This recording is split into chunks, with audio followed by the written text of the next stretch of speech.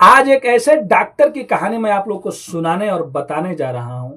जो डॉक्टर बाहर से दिखने में बहुत शरीफ दिखता था, बहुत ईमानदार दिखता था।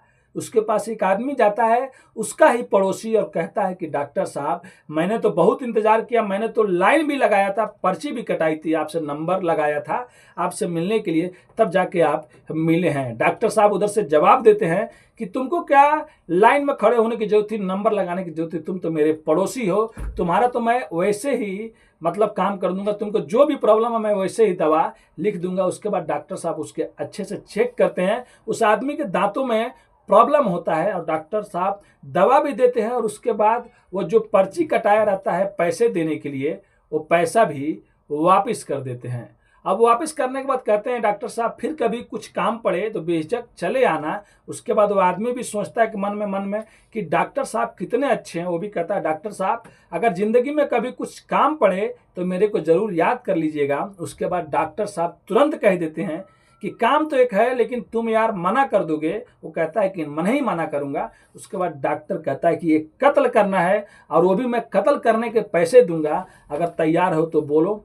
वो आदमी तैयार हो जाता है, कत्ल भी कर देता है। लेकिन जब पुलिस इसका खुलासा करती है, जो सच्चाई सामने आता है, उसके बाद जो भी सुनते थे सब कोई हैरान हो जाता था कि एक डॉक्टर ऐसे कैसे कर सकता है, ऐसे कैसे प्लानिंग कर सकता है किसी का मर्डर का। तो चलिए पूरी घटना को इस कहानी के माध्यम से बताएंगे।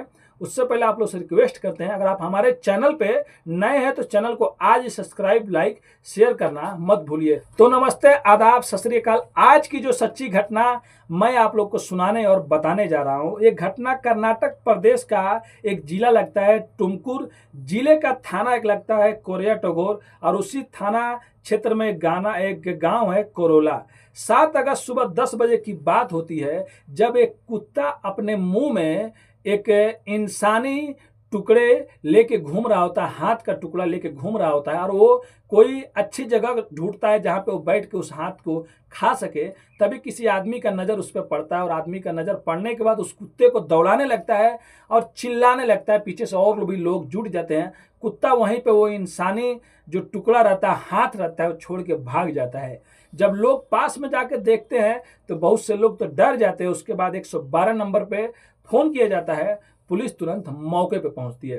अब पुलिस मौके पे पहुंचने के बाद उस जो लाश का टुकड़ा रहता है उसको कब्जे में लेती है और अपने आला अधिकारी को बताती है। तो पता चलता है कि ये लाश किसकी है, सबसे पहले ये भी पता लगाना पड़ेगा। और जो लाश के टुकड़े रहते हैं वो भी कुछ ऐसा दिख रहा था जैसे कि 1-2 दिन बस हुआ है। उसके बाद पुलिस के तुरंत फॉरेंसिक टीम हो गए, डॉग स्क्वाड हो गए, सबको बुलाया जाता है, और उस हाथ के टुकड़े को जो डॉग स्क्वाड के डॉग होते हैं उनको सुंघाया जाता है। लगभग 5 किलोमीटर के एरिया में वो डॉग स्क्वाड घूमते रहते हैं।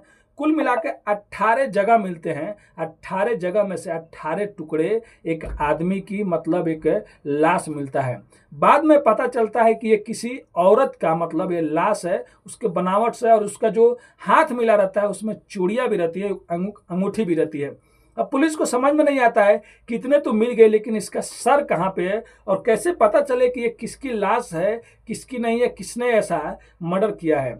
सबसे पहले तो पूरे थाने में पुलिस में रिपोर्ट में जितने भी लिखाया गया रहता है, पुलिस उसको चेक करती है कि देखो कोई गुमशुदगी का कुछ ऐसा तो कुछ रिपोर्ट नहीं है। फिर पुलिस वहाँ के पूरे कर्नाटक में एक वायरलेस करती है कि जिसके भी कुछ रिपोर्ट 2-4-5 दिन में कुछ रिपोर्ट ऐसा आया है गुमशुदगी का या लापता होने का, तो वो बताए। उसके बाद एक लाश मिला है तो पता लगाया जाएगा कि ये किसकी लाश है कि नहीं है। बाद में पता चलता है कि वहीं से दूर एक आदमी रहते हैं जिनका नाम वसुराज रहता है। वो 4 अगस्त 2025 को थाने में पहुंचते हैं और एक रिपोर्ट लिखवाए रहते हैं कि मेरी पत्नी का नाम लक्ष्मा देव अम्मा है, और वो 3 अगस्त को अपने बेटी के घर गई थी, लेकिन 4 अगस्त को उसको घर आना था, वो वापस नहीं आई, और उसके लिए हम लोग लापता होने की कंप्लेन लिखवाए थे। अब तुरंत यहाँ की जो पुलिस होती है उस आदमी वसुराज को बुलाती है और कहती है कि अगर मैं अगर हम लोग कोई लाश आपके सामने लाए, उसका सर नहीं है, तो क्या आप पहचान लेंगे किसका लाश है कि नहीं है? बस वैसे पहचानने के लिए आपके पास बुला रहे हैं। वो कहते हैं ठीक है। जब वो चेक करते हैं और दिखाते हैं तो रोने लगते हैं। वसुराज कहते हैं हाँ यही मेरी पत्नी का लाश है, इसका सर कहाँ पे है? तो लाश का सर तो मिलता नहीं है, लेकिन हाथ पे कुछ लिखा उखा रहता है, तो वसुराज पहचान जाते हैं। अब ये पता लगाया जाता है कि जो पत्नी दिख रही है ना, जो मतलब जो लक्ष्मण देव अम्मा है, उनके ये फोटो है, आप लोग देख सकते हैं। इनका उम्र लगभग 42 साल रहता है। तो आखिर इनकी दुश्मनी किससे होगी, किससे नहीं होगी? अब पुलिस हर किसी पे जिस पे शक होता है सबको पुलिस उठाती है, और उठाने के बाद अच्छे से पूछताछ करती है, तब एक सच्चाई सामने आता है। सब कोई देखने के बाद, सीसीटीवी कैमरा चेक करने के बाद कोई भी क्लू पुलिस को नहीं मिल रहा था। फिर 3 अगस्त की एक कैमरा में एक जो स्विफ्ट कार, मतलब जो ब्रीजा का कार होती है, वो ब्रीजा कार नजर आती है, जो अच्छे से मोडिफाई हुआ रहता है, मतलब और भी उसको अच्छे से बनाया गया रहता है। पुलिस जब उस नंबर को खंगालती है तो पता चलता है ये जिसकी गाड़ी है उसका नाम सतीश है। पुलिस अब सतीश से कहती है कि तुम यहाँ पे इतने तारीख को क्या करने गए थे? तब वो सतीश कहता है कि साहब मैं नहीं गया था। कार भी उसके घर पे ही बरामद हो जाती है। लेकिन पुलिस जब अपने तरीके से पूछताछ करती है तो सतीश टूट जाता है, और टूटने के बाद एक ऐसे शख्स का नाम लेता है जिसके बाद पुलिस भी सुनने के बाद दंग रह जाती है कि बताओ, जिसका नाम आता है वो तो अपना आदमी था, लेकिन अपना आदमी ही अपने आदमी का कत्ल करवा देता है। सतीश कहता है कि मेरा बस इस काम, मतलब मेरा तो गाड़ी था पहले, लेकिन मैंने एक गाड़ी रामचंद्र डॉक्टर जी को बेच दिया था, और ये जो लाश मिली आपको, ये कोई और नहीं, उन्हीं की सास थी। पुलिस जब उससे रूम में पूछ रही थी, और हम लोग को मारने के लिए रामचंद्र ने 4-4 लाख रुपए दिए थे, क्योंकि सतीश का एक भाई भी मिल गया था, और हम लोगों ने ही उसको मारा। और उसके बाद मारने के बाद उसको हम लोग सोच रहे थे कि क्या करें क्या नहीं करें, हम पकड़ा जाएंगे, नदी में अगर फेंकेंगे तो नदी में लाश फूल जाएगी, फिर हम लोग पकड़े जाएंगे। कहीं पे लाश को ऐसे फेंक दिया तो कोई पहचान जाएगा, इसीलिए हम लोग लाश को मतलब छोटे छोटे टुकड़े करके इधर उधर फेंक दिए। अब सतीश तो जुर्म कबूल कर लेता है, उसका भाई भी पकड़ा जाता है। अब पुलिस जाती है रामचंद्र डॉक्टर, जो अपने जिले का मतलब बहुत बड़ा डॉक्टर, जाने माने डॉक्टर होते हैं, उसको पकड़ती है, जिसका फोटो आप लोग साइड में देख सकते हैं। अब रामचंद्र को जो पकड़ती है तो एक कहानी सामने आती है। रामचंद्र की पहली जो बीवी रहती है, पत्नी रहती है, मतलब उसका डेथ हो गया रहता है, फिर वो दूसरी शादी किया रहता है, और दूसरी जो शादी किया रहता है उस लड़की का नाम तेजस्वी रहता है, उससे एक उसकी बेटी रहती है, और उसी पत्नी की ये माँ रहती है लक्ष्मण देव अम्मा, जो लगभग ये 42 साल की होती है।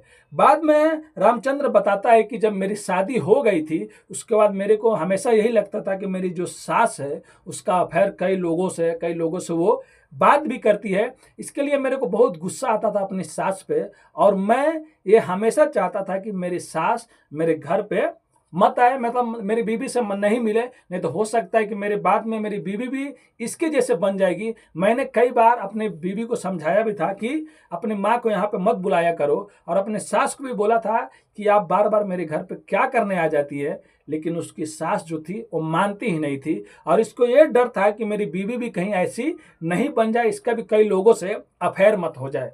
उसके बाद वो 6 महीनों से प्लानिंग करता है कि अपनी सास को कैसे रास्ते से हटाऊं, क्योंकि वो तो गलत है, तो कहीं मेरी बीवी भी गलत मत बन जाए। उसके बाद एक दिन सतीश जब उसके पास जाता है दवा कराने, और दवा कराने के बाद कहता है यार तुम तो मेरे पड़ोसी हो, तुम तो लाइन में नहीं लगना चाहिए था, और उसका दवा भी करता है और पैसे भी वापस कर देता है, और कहता है कि कभी भी कुछ काम रहे तो मेरे को बोलना। अब सतीश को भी अच्छा लगता है कि इतना बड़ा डॉक्टर अच्छे से बात कर रहा है, पैसा भी वापस करा दिया, लेकिन सतीश को ये मालूम नहीं रहता है कि ये दोस्ती बहुत बड़ी कीमत चुकानी पड़ेगी, बहुत बड़ी कीमत लेगी। ये दोस्ती मतलब करने के बाद क्या होगा उसको मालूम नहीं था। लेकिन एक दिन ऐसा आता है कि डॉक्टर साहब खुद कह देते हैं कि देखो तुम मेरे लिए काम करोगे। ये कहता है कि ये क्या कई काम कर दूंगा। डॉक्टर साहब उसी पे कहता है कि ये कत्ल करना है, और ये लोग तैयार हो जाते हैं। उसके बाद डॉक्टर कहता है कि 4-4 लाख रुपए दूंगा, किसी एक और आदमी को ले लो।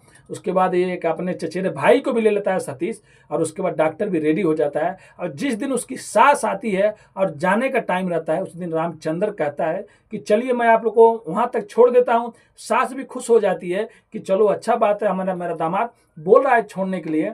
अब सास आगे बैठती है, अब बाजू के सीट पे रामचंद्र डॉक्टर बैठा रहता है, लेकिन सास को ये मालूम नहीं रहता है कि पीछे और भी लोग बैठे हैं। अब सास जैसे बैठती है, पीछे से जो लोग बैठे रहते हैं वो सास के ही पल्लू से साड़ी से उसका गला घोट कर वहीं पे मार देते हैं, और मारने के बाद उसको दूसरे साइड में लेके जाते हैं किनारे पे, लाश को फेंकने के लिए, ठिकाना लगाने के लिए। लेकिन बाद में पता चलता है कि अगर इसको नदी में फेंकेंगे तो पकड़े जाएंगे, लाश को फेंकेंगे तो पकड़े जाएंगे। इसके लिए डॉक्टर साहब कहते हैं कि चलो मेरे फार्म हाउस पर ले चलो। फार्म हाउस पर ले जाने के बाद ये 3 अगस्त की लगभग ये मर्डर हो गया रहता है, लेकिन 4 अगस्त को डॉक्टर कुछ औजार बाजार से खरीद के लाता है और उसके बाद एकदम मतलब अच्छे तरीके से उस लाश को 18-19 टुकड़े कर देता है। जब पुलिस पहली टाइम में देखी थी पूरे टुकड़े को, जब मिला था तो पुलिस कह रही थी ये मतलब कोई सोच समझ के कोई मतलब वैसा ही काम किया है जो एकदम मतलब प्रोफेशनल हो, सबकी मान का नहीं है। लाश के छोटे छोटे टुकड़े करना, वो भी